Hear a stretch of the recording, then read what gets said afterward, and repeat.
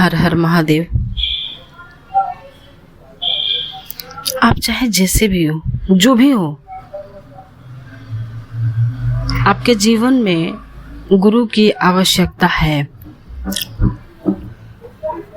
हम सब जीवन से लेकर के मृत्यु तक के बीच का जो समय है वो एक यात्रा है, और उस यात्रा में हम भटक गए हैं।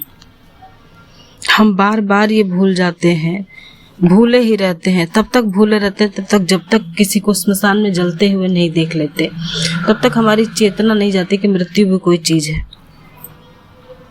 हमारा सारा जीवन कुछ न कुछ ढूंढने में लग जाता है, किसी न किसी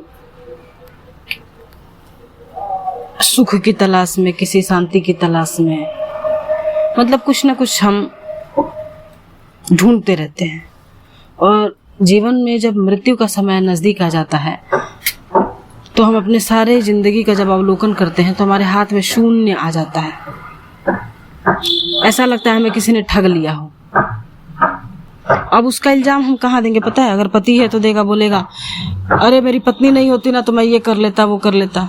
पति है, पत्नी है, वो कहेगी अरे शादी कर दिए लोग वरना ऐसा ऐसा होता। ऐसा वैसा कैसा भी नहीं होता, क्योंकि हमें कोई ठगता नहीं है, हम स्वयं को खुद ही ठग लेते हैं।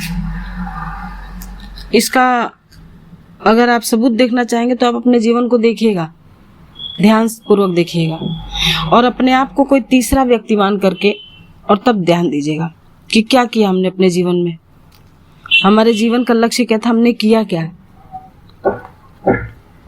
सारी जिंदगी तो सुख, संपत्ति, सफलता, सुंदरता,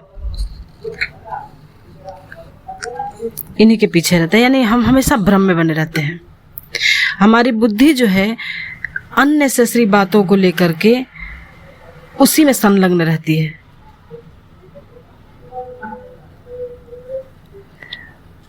अनेक बार हमारे जीवन में घटनाएं घट रही होती है जिसको हम दुख कह लेते हैं, है ना। अरे हमारे रिश्तेदारों ने हमें दुत्कार दिया, अरे दुनिया वालों ने हमें ये कर दिया, अरे हमारे जीवन में ये संकट आ गया। वो क्या होता है ना, वो आघात होता है हमारे लिए। आघात मतलब क्या होता है? चोट पहुंचाई जाती है हमें, कि उस चोट के पहुंचने से शायद हम परमात्मा का अनुसरण कर लें।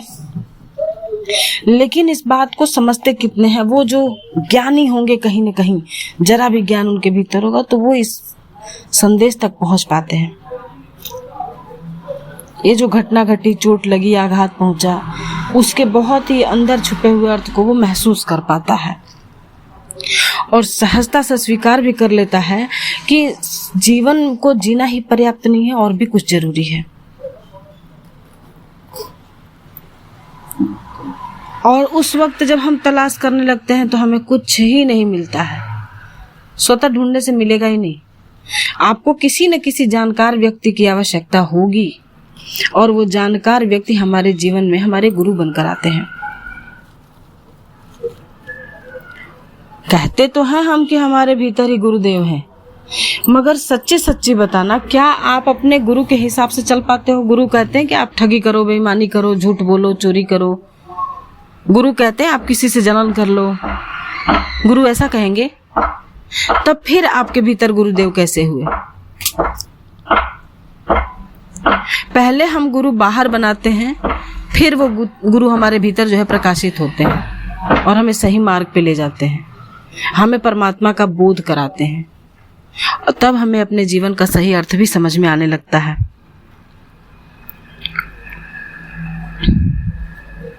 और तब इंसान अपने भीतर झांकने लगता है ना।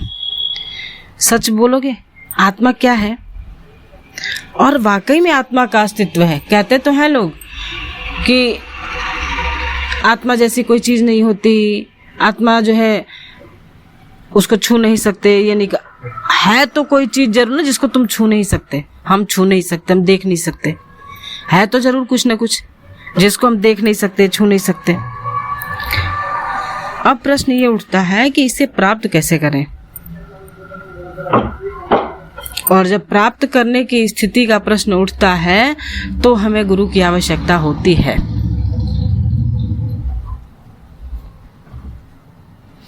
अंतरात्मा की जो यात्रा होती है ना, जिसको ध्यान भी कहा जाता है, बड़ी लंबी यात्रा है वो, संकटों से भरी हुई, तलवार की धार के समान, और अनेकानेक ऐसे गड्ढे जो है बिखरे हुए हैं, जो छुपे हुए हैं, जिनको हम खुली आंखों से देख नहीं पाते। अब इस रास्ते को हम कैसे जानेंगे कि ये यात्रा है तो कैसी है, कौन हमारे साथ है, कहाँ जाना है, हम कौन हैं, हमें क्यों ही जाना चाहिए उस यात्रा में आगे, ये भी तो प्रश्न उठते हैं। इसलिए मात्र गुरु की खोज में निकलना ही आवश्यक नहीं है, उस परमात्मा को पाना ही आवश्यक नहीं है, उन बातों को समझना भी बहुत आवश्यक है। यात्रा पर निकलने के पहले ही इन बातों का, आपके जीवन में इन उत्तरों का समाहित होना अति आवश्यक है। अगर आपके जीवन में ये सारे के सारे उत्तर समाहित हो जाते हैं तो ज्ञान बनकर आपका मार्ग आगे प्रशस्त करते हैं। अभी ध्यान देने योग्य बात क्या है कि हमें तलाश भी उसी की करनी है जो हमें उस यात्रा का विवरण दे सके और उस यात्रा के विषय में समझा सके। आत्मा से परमात्मा तक के पहुंचने की जो यात्रा है ना, जो मार्ग है, उस मार्ग पे जो चला होगा, जिसने उस मार्ग पे चल के कुछ पाया होगा, वही आपको उसका रास्ता भी बता पाएगा, वही आपको उन गुप्त गड्ढों के बारे में बता पाएगा, वही आपको संकट जो उस मार्ग में आने वाले हैं उसकी भी जानकारी देगा। और वो होते हैं गुरु, वो होते हैं हमारे मार्गदर्शक, और उनकी आवश्यकता हमें हर जीव को है, हर ही जीव को है। क्योंकि जैसे ही जन्म का प्रारूप होता है, जन्म से कुछ क्षण जो है पहले का अगर आप समय देखेंगे और उस अवस्था को देखेंगे, तो जो अवस्था उस समय होती है वही अवस्था मृत्यु के समय होती है। थोड़ा सा अंतर ये होता है, यहाँ से ब्रह्म जो है ब्रह्म उत्पन्न कर रहा है और वहाँ ब्रह्म जो है ब्रह्म में लीन हो रहा है, एक तरफ से निकल के दूसरी तरफ लीन हो रहा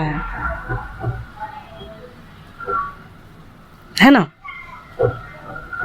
इतनी सी यात्रा है और इतनी सी भी नहीं है, इतनी रहस्यों से भरी हुई है, इतनी गूढ़ है कि वो इन चंचल मन से, चंचल नेत्रों से जाना ही नहीं जा सकता। जिन लोगों ने, आप सोचो कि अभी हम जो है अपने जीवन में अभी बातें कर रहे हैं, हमारे लिए ये बातें नहीं होंगी, मगर इस पृथ्वी के लिए, इस ब्रह्मांड के लिए ये बातें नहीं है। ये बातें सर्वथा जो है न जाने किन कालों से चली आ रही हैं और चले जा रही हैं निरंतर, है ना।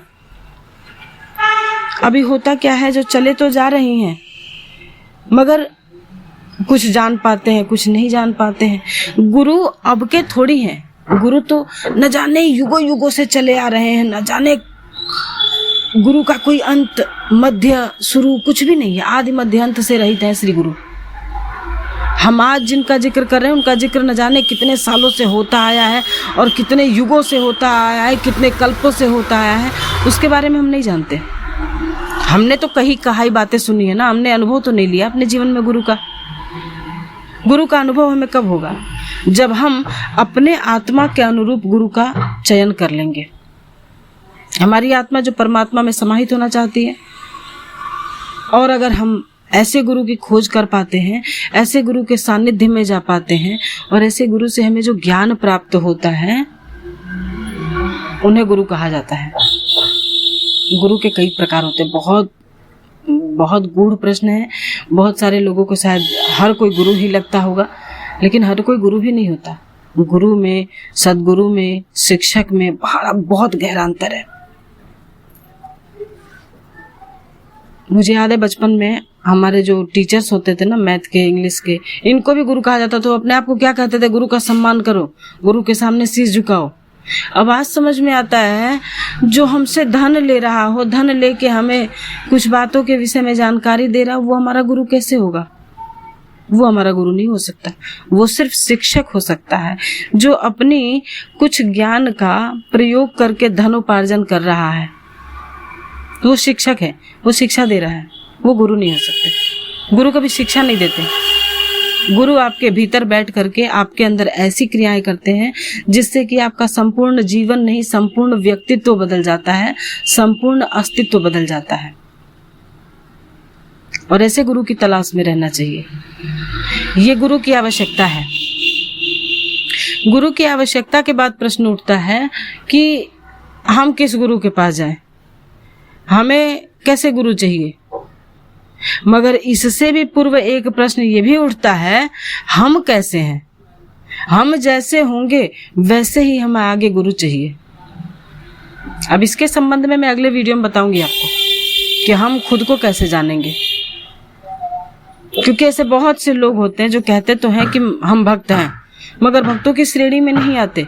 परमात्मा उनका विषय नहीं होता, गुरु उनका मैटर नहीं है।